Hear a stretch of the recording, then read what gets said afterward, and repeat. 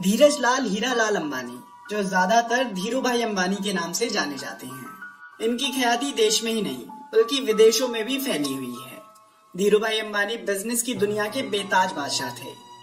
धीरू भाई अंबानी का नाम उन कुछ बिजनेसमैन की लिस्ट में शुमार था जिन्होंने अपने दम पर सपने देखे और उन्हें हकीकत में बदलकर पूरी दुनिया के सामने ये साबित कर दिखाया कि अगर खुद पर कुछ करने का विश्वास हो तो निश्चित ही सफलता आपके कदम चूमती है। धीरू भाई अंबानी का मानना था कि जो सपने देखने की हिम्मत करते हैं वो पूरी दुनिया को जीत सकते हैं। मिस्टर धीरू भाई अंबानी दुनिया की ऐसी शख्सियत थे जिन्होंने न सिर्फ बिजनेस की दुनिया में अपना बड़ा नाम किया बल्कि भारत को उद्योग के क्षेत्र में एक नई पहचान दिलवाई। एक गरीब खानदान में पैदा हुए धीरू भाई ने बड़े बिजनेसमैन बनने के सपने देखे और अपनी कठिन मेहनत के बल पर उन्हें हकीकत में भी बदला। आइए जानते हैं भारत के सबसे सफल और बड़े बिजनेसमैन धीरू भाई अंबानी के प्रेरणादायी जीवन से जुड़ी कुछ खास बातों के बारे में। धीरू भाई अंबानी का जन्म गुजरात के जूनागढ़ के पास एक छोटे से गांव चौरवाड़ के एक साधारण शिक्षक के घर में 28 दिसंबर 1932 को हुआ था। उनकी मां जमुना बेन एक घरेलू महिला थी और उनके पिता गोवर्धन अंबानी एक साधारण टीचर थे, जिनके लिए अपने बड़े परिवार का लालन पालन करना काफी चुनौतीपूर्ण था। वहीं उनकी नौकरी से घर खर्च के लिए भी पैसे पूरे नहीं पड़ पाते थे। ऐसे में 4 और भाई बहनों के बीच धीरू भाई अंबानी का पढ़ाई करना काफी मुश्किल था। ऐसी स्थिति में धीरू भाई अंबानी को हाई स्कूल की अपनी पढ़ाई बीच में ही छोड़नी पड़ी और अपने घर की कमजोर हालत को देखते हुए परिवार का गुजारा करने के लिए अपने पिता के साथ भजिया बेचने जैसे कुछ काम करने शुरू कर दिए। धीरू भाई अंबानी ने गुजरात की कोकिला बेन से शादी की थी, जिनसे उन्हें 2 बेटे और 2 बेटियां हुई। बेटों के नाम रहे मुकेश अंबानी और अनिल अंबानी और बेटियों के नाम रहे नीना अंबानी और दीप्ति अंबानी। धीरू भाई अंबानी ने अपने घर की आर्थिक हालत को देखते हुए सबसे पहले फल और नाश्ता बेचने का काम शुरू करा, लेकिन इसमें कुछ खास फायदा नहीं हो रहा था। इसके बाद उन्होंने गांव के पास ही एक धार्मिक और पर्यटक जगह में पकौड़े बेचने का काम शुरू कर दिया, लेकिन ये काम वहाँ आने जाने वाले पर्यटकों पर पूरी तरह निर्भर था, जो कि साल में कुछ समय के लिए ही चलता था। बाद में धीरू भाई को अपना ये काम मजबूरन बंद करना पड़ा। वहीं किसी भी काम में सफल ना होने की वजह से उन्होंने अपने पिता की सलाह पर एक नौकरी करनी शुरू कर दी। तमाम असफलताएं मिलने के बाद धीरू भाई अंबानी ने अपने बड़े भाई रामनीक की मदद से यमन में नौकरी करने का फैसला करा। उन्होंने शेल कंपनी के पेट्रोल पंप पर अपनी पहली नौकरी करी और करीब 2 सालों तक नौकरी करने के बाद वे अपनी कुशलता और योग्यता के बल पर मैनेजर के पद तक पहुंच गए। हालांकि वहां काम करने के दौरान भी वे हमेशा बिजनेस करने के अवसर तलाशते रहते थे। वे शुरुआत से ही बिजनेस करने का कोई भी मौका अपने हाथ से जाने नहीं देते थे। शायद उनका यही जुनून उन्हें आगे चलकर सफलता दिलाने वाला था। धीरू भाई अंबानी के बिजनेस के प्रति उनके रुझान का अंदाजा उनके जीवन में घटित इस घटना से लगाया जा सकता है कि जब वे शेल कंपनी के पेट्रोल पंप पर 300 रुपए प्रति महीने के हिसाब से नौकरी करते थे, उस दौरान वहाँ काम करने वाले कर्मचारियों को चाय महज 25 पैसे में मिलती थी। लेकिन धीरू भाई वो चाय ना खरीद कर एक बड़े रेस्टोरेंट में 1 रुपये की चाय पीने जाते थे। वो ऐसा इसलिए करते थे ताकि उस रेस्टोरेंट में आने वाले बड़े बड़े बिजनेसमैन की वह बातें सुन सकें और बिजनेस की बारीकियों को उनसे समझ सकें। इस तरह धीरू भाई ने अपने बड़े बिजनेस के सपने को पूरा करने के लिए अपने तरीके से बिजनेस मैनेजमेंट की शिक्षा ग्रहण करी और बाद में वह एक सफल बिजनेसमैन बनकर खरे उतरे।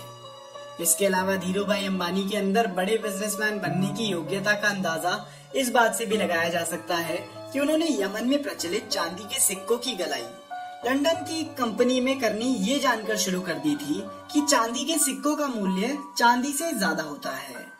वहीं जब इस बात की खबर यमन सरकार को लगी, तब तक धीरू भाई अंबानी अच्छा खासा मुनाफा कमा चुके थे। धीरू भाई अंबानी ने अपने जीवन में तमाम संघर्षों को पार कर सफलता की असीम ऊंचाइयों को हासिल किया था। दरअसल धीरू भाई जब यमन में नौकरी कर रहे थे, उसी दौरान यमन की आजादी के लिए आंदोलन की शुरुआत हो गई।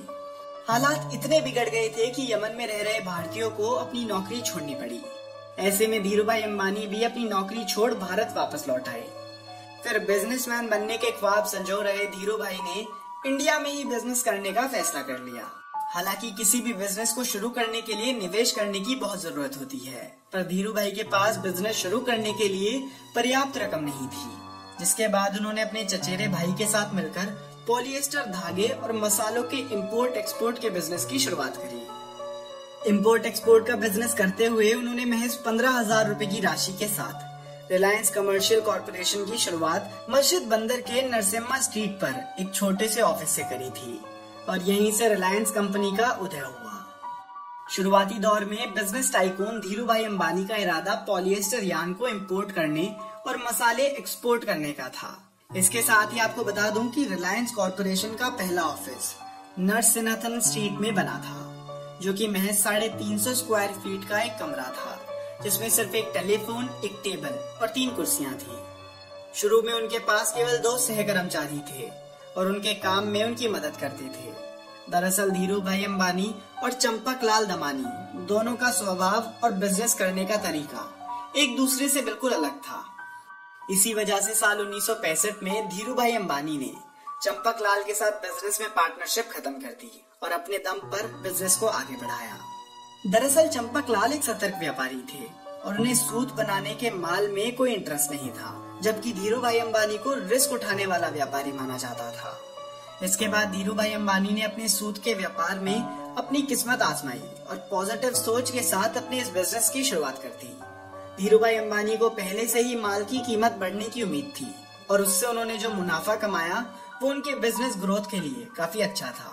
साथ ही धीरूभाई अंबानी को कपड़े के व्यापार की अच्छी खासी समझ हो गई थी। इस व्यापार में अच्छे मौके मिलने की वजह से उन्होंने 1966 में अहमदाबाद के नरोदा में एक बिजनेस मिल की शुरुआत कर दी, जहां पर कपड़ों को बनाने में पॉलिएस्टर के धागों का इस्तेमाल हुआ और फिर धीरूभाई अंबानी ने इस ब्रांड का नाम विमल रखा।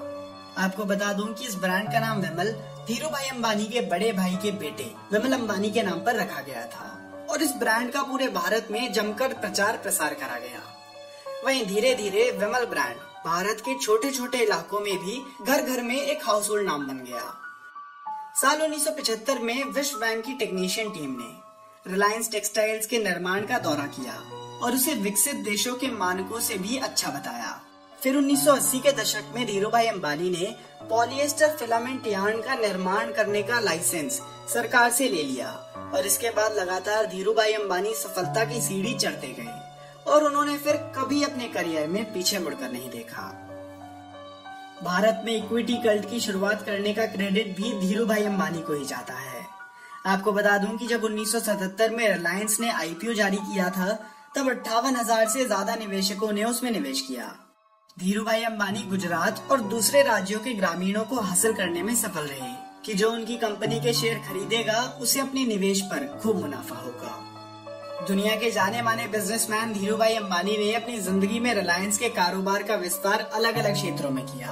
आपको बता दूं कि इसमें मुख्य रूप से petrochemicals, telecommunications, information technology, energy, electricity, retail, textiles, infrastructure services, capital markets और लॉजिस्टिक्स भी शामिल हैं।